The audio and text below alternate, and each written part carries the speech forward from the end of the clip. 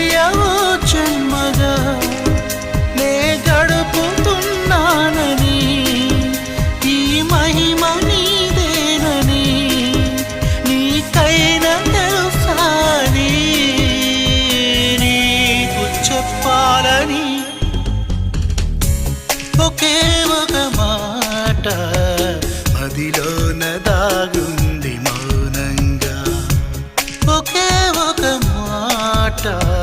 పెదవో పలేనంత తీయంగా